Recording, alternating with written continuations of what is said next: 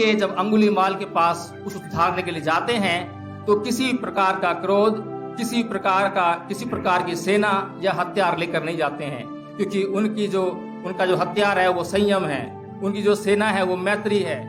कब देशों पर कब्जा करना है, पॉपुलेशन कब्जा करना है, हमें सांप्रदायिक बनना है, हमें धर्म की स्थापना करनी है, हमें वर्ग हमारा अच्छा है, हमारे हित अच्छे हैं, हमारी बातें अच्छी हैं, इस तरह की बातों से व्यक्ति के मन की शांति पल पल मर रही है।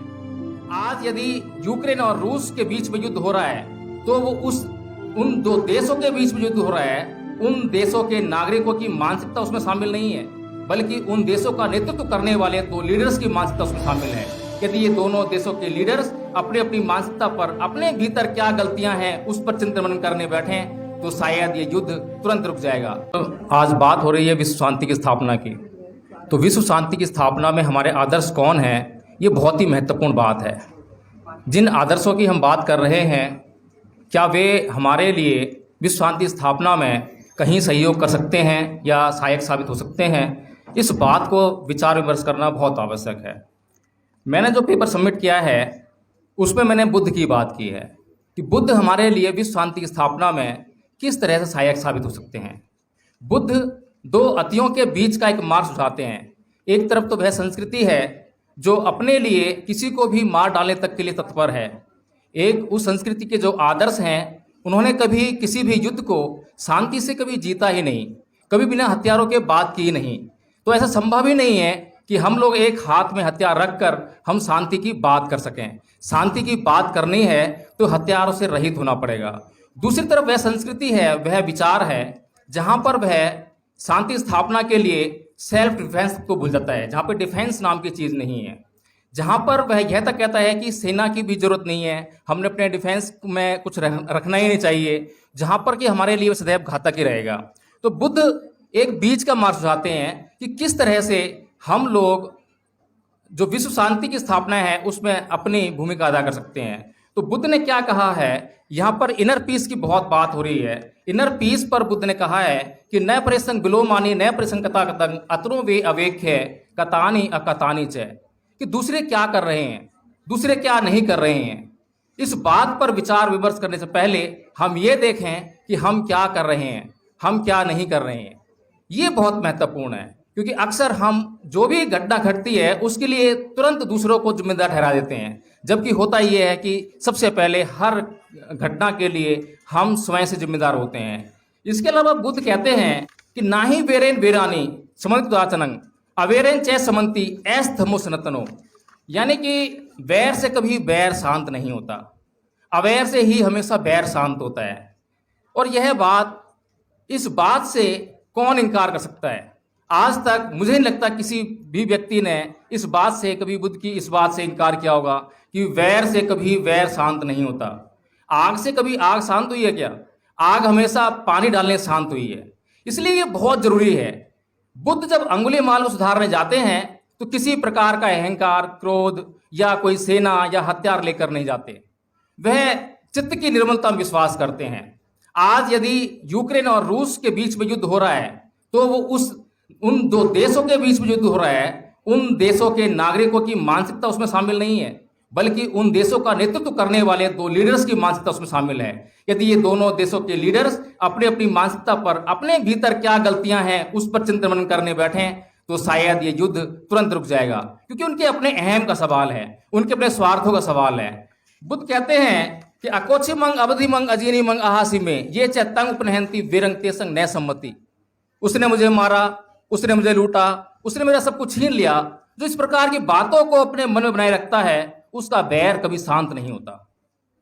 सीधी सी बात है, जब भी किसी ने हमें गाली दी, पता नहीं कितने दिन, कितने महीने, कितने साल निकल जाते हैं उसकी आग में जलते जलते, सिर्फ उससे बैर पालते पालते।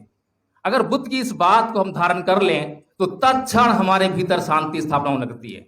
और बिना शांति के हम कुछ नहीं कर सकते। जब तक हम शांत नहीं होंगे तो हम क्या कर सकते हैं। इसलिए हमारे कार्यों में हमेशा दूसरों को क्षमा करने का भाव रहना चाहिए। जब तक हम किसी को क्षमा नहीं कर सकते तो हम शांति की स्थापना भी नहीं कर सकते। किसी ने मेरे संसाधन लूट लिए या मुझसे ज्यादा खा लिया, मुझसे ज्यादा संपत्ति रख ली, इन बातों से क्या होने वाला है। हमें तो भ्रातृत्व भाव का, मैत्री का भाव रखना है किसको किस चीज की जरूरत है, हम तुरंत उसकी जरूरत समस्या उत्पन्न होने से पहले ही उसके पास उसकी जरूरत का सामान लेकर अगर पहुंच जाते हैं तो वो चीज उत्पन्न ही नहीं होती है। वो मैत्री की भावना हमारे अंदर होना बहुत जरूरी है।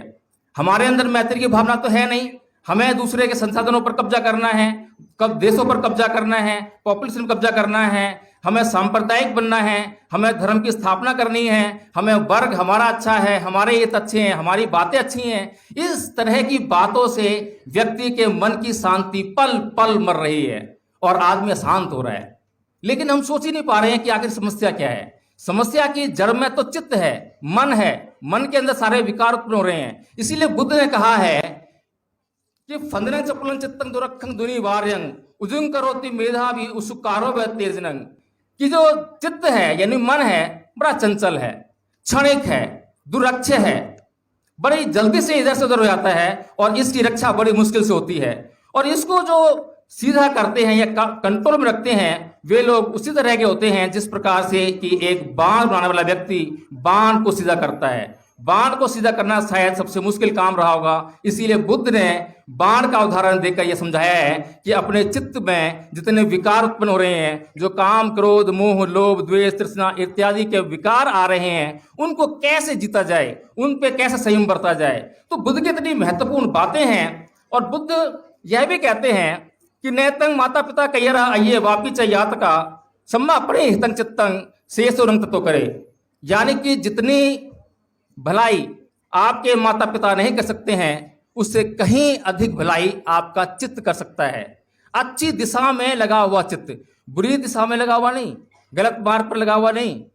दूसरी कथा में कहते हैं कि दिशो दिशंग कयरा वेरी वापन वेरी नंग मिच्छा पड़ी हितंग चित्तंग पापियो नंग ततो करे, कि गलत दिशा में लगा हुआ चित्त जितनी आपकी हानि कर सकता है उतनी हानि आपका शत्रु भी नहीं कर सकता। बुद्ध हर एक बात के लिए आपके चित्त को दोषी मानते हैं।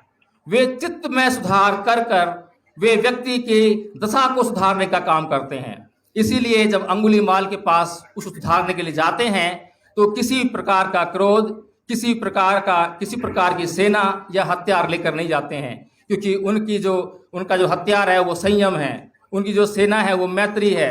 उस मैत्री और उस संयम के साथ में वो अंगुलीमाल को जीतने में कामयाब हो जाते हैं।